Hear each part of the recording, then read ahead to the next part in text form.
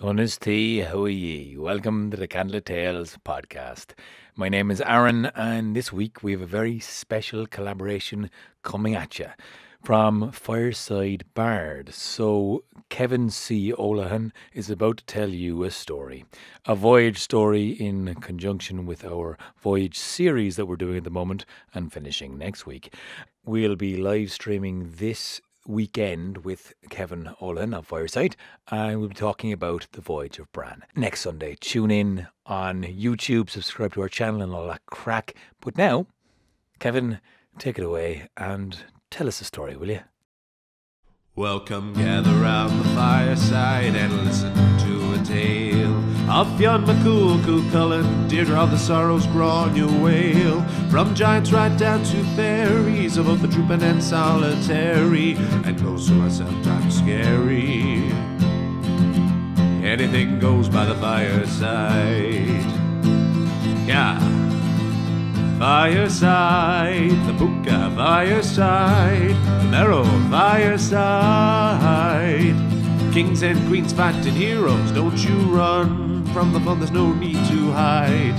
Sit by the fireside.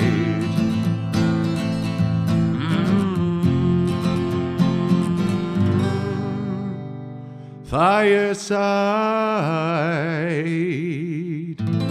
Yeehaw.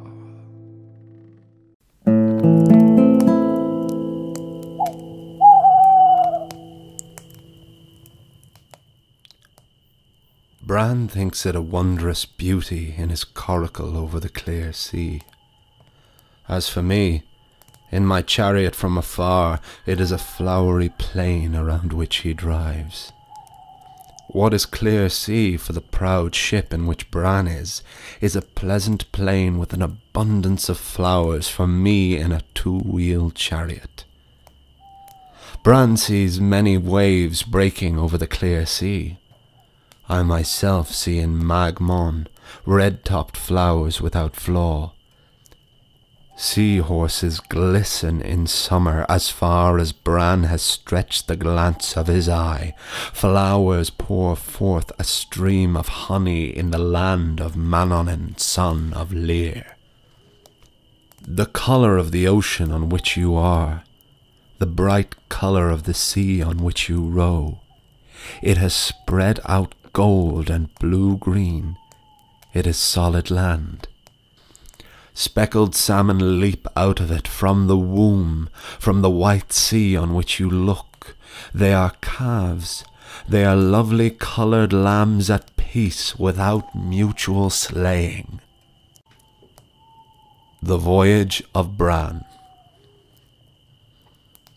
Bran was not just the name of Fionn McCool's loyal cousin turned hound. There was in another time, in another Ireland, a high king named Bran. Solitude is surprisingly hard to come by when you are responsible for the rule of an entire people.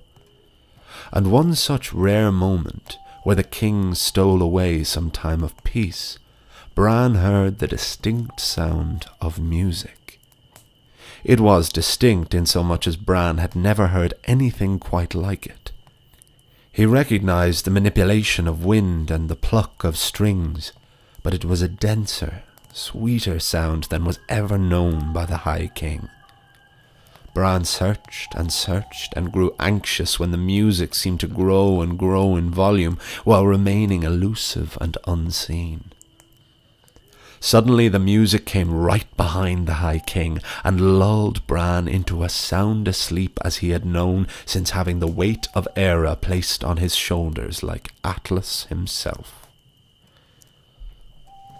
Bran dreamed of the source of this enchanting, frenzied sound. It was a woman who seemed to be made of petals and branches.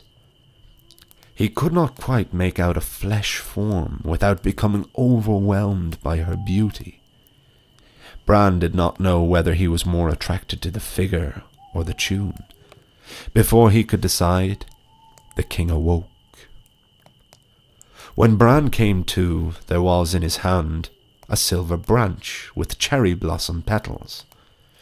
There was nothing of the sort that grew on Bran's lands. The branch was not of this world. The king marched back to his fort and presented his assembled tribe with the mysterious offshoot. Between the pack of you gathered here today, has even one of you ever seen the like of this on these shores? No one had ever come across a silver branch with cherry blossoms. But as a late reply to the king's request, the beautiful musician once again appeared. This time everyone gathered there could see her. She was no fantasy, no figment of Bran's weary mind. She was real. But just because she was real does not of course mean that she was of this world. I come from a land that knows no illness, death, not even what you perceive as time. I know 1,000 island nations, 1,000,000 ways to immortality, to live out life in any conceivable way. I summon you, High King of Era. Come away to my lands, to the land of joy, to the island of women. Come to the kingdom of Manor in MacLear. Her summons ended, the figure began to fade as blossoms blown from an autumn limb, but not before retrieving her silver branch from Bran's tight grip. The king had not released the branch since it had first appeared in his hands, but now he was weak as a kitten to resist losing his recently beloved possession. Bran was left branchless in his fort, surrounded by a mortal world he was no longer content with. There was only one thing for it. The next day, Bran had a skiff prepared and crewed it with 3 times 9 men, each group led by one of the king's own foster brothers. The 29 salts sailed for 2 hard, windy days. They felt directionless. They were directionless. All they were going on was a sleep-deprived vision of a king in search of a bit of dead tree. You couldn't exactly look for that with a compass. What seemed to be a tidal wave began to approach Bran's skiff. The crew didn't know whether to paddle away or attempt to skewer through the wave. There was no time for a decision, and when they realized what the wave really was, neither Scylla nor Charybdis could have made a man move. From the foam came a chariot, pulled by a single white horse. The horse had the power of waves, and was as brilliant white as violent sea foam. The chariot was of organic gold, like a deep water mine, and the rider was neither man, nor merman, nor merrow, nor selkie. He was a god. He was the god, Manor in MacLear, the god of the sea. Manor did not speak to the crew so much as he chanted verse at them. While the god spoke, not a man moved. It's a wonder they did not capsize there and then, but the god calmed the sea as he spoke. You voyagers see ocean beneath you. You believe you ride on tides and waves, but I only see open fields and winds blowing through tall grass. You see fish leap from the depths. I see birds, butterflies, and bees. You think I am the lord of the ocean, but what you cannot conceive is the sea is my land. The voyagers could not conceive this, and neither can I. If you can, please do let me know. Having sufficiently melted the brains of enough sailors for one afternoon, Manor in MacLear favoured Bran with a wind, which blew the skiff to the shore of an island. Bran called to shore, "Is this the island of women? Do silver branches grow here?" There were many folk on the shores of the island, all of whom saw the skiff, but every one of them merely laughed. Convulsions of laughter, and pointing at Bran and his crew. It baffled the king and made him immensely anxious. "How dare they laugh at us?" cried one of Bran's men as he leapt from the skiff and swam to the shore. The man intended revenge, but once he touched sand, something changed within him. Bran called to his friend, but the man turned and began to laugh as foolishly and as maddeningly as everyone else on the island. "This is clearly the island of madmen," said another crew member. "No," said Bran, "that is the island of joy. We are close." Disheartened, having left the man behind, Bran sailed on until he came to another island. This time he did not need to call to shore. Bran saw cherry blossom trees with silver branches leading to silver limbs and boughs. More.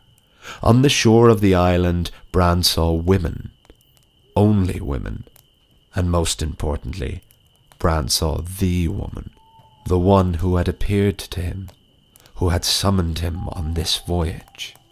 Bran was hesitant to go ashore, but he was given no choice in the matter. The musician tossed a ball of yarn at the king's head. Bran interceded with his fist. The string wrapped around his hand and began to pull the ship to shore. The crew were helpless. But their cries were not necessary. Once ashore, the summoning woman said, "Do not worry or fear. Worry and fear are unknown here. Here you will only know peace, pleasure, and contentment. Come." The voyagers were led to a magnificent island manor. Inside they sat at a banquet table where their plates never emptied. Eat and drink as much as they did, their plates never diminished. Then they were each led to their own rooms and slept as if they had never known beds before. They stayed on the island of women for what would have felt like a year if time had been a construct they adhered to. Each day they would hunt and play sport and games. At night they would feast, tell stories, sing songs, and they never grew weary or apprehensive or bored. Life was perfect. But can the mortal soul ever be contented? There was one crew member of Bran's ship named Noctun. Noctun planted the seed that would grip the crew like a vine, the seed of longing, of missing home. Bran would hear not a word of it until every one of his men dreamed of Era, and the king became powerless to the will of his own people. The musician who had summoned Bran, who had been a loving companion like he had never known, begged him not to leave. "If you return to Era, you will only know misery. Please, stay." But the king was resigned. "I am the leader of these men. They followed me here willingly, on a fool's errand. I must respect their wishes." The woman told Bran that if he must return, not to step 1 foot on Era's shores, or death would surely follow. On the voyage home, Bran sailed by the island of joy and called the call of home to shore. The crew member who had lost his wits recovered them and swam out to the skiff. With their full company reassembled, they sailed for home. But when Bran and his men reached Era, the island was different. The trees were gone. The beaches had changed shape. Even the clothes on people's backs were unrecognizable. Noctun, the crew member who had been the first to want to return home to Era, was the first to leap from the skiff. But when he reached land, the moment his foot touched sand, the flesh melted off his bones like dead leaves. His skeleton collapsed into a pile of dust and blew away as ash in the wind. The crew looked on in horror. Bran remembered the musician's warning. The king called to a boy on the shore. "You there, run to your local chieftain and tell him that King Bran has returned from his voyage." "Pull the other one," said the boy. "What?" The king was not used to being spoken to like this. "There is no King Bran." Bran had a horrifying thought. He gulped and asked the youth, "Has there ever been a King Bran?" "There's a fairy story about one, all right," said the boy. "From about 100 years ago. There was a mad king who lost his mind and disappeared to sea." Bran turned to his crew. He was at a loss for words. But there was an unspoken agreement between the crew. They knew what must be done. One final time, Bran called to shore. His story. The true story. The story I now tell you. At least, this is the version that has come down to us. We'll never know for sure what was said to that young boy, or whether or not he told anyone else. But so the version goes.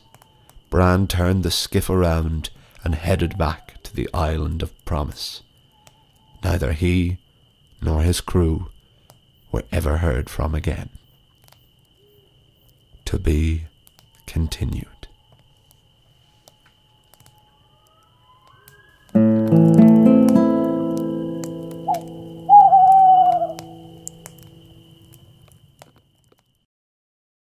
Thank you, Kevin C.Olahan, for such a wonderful telling of the Voyage of Bran.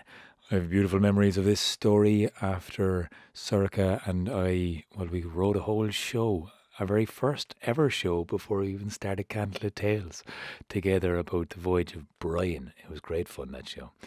But we'll be talking about this story and more of the voyage stories this Sunday, live with Kevin. And if you want to tune into that and ask us questions in advance, we'll try and answer them as we can and as we best will do.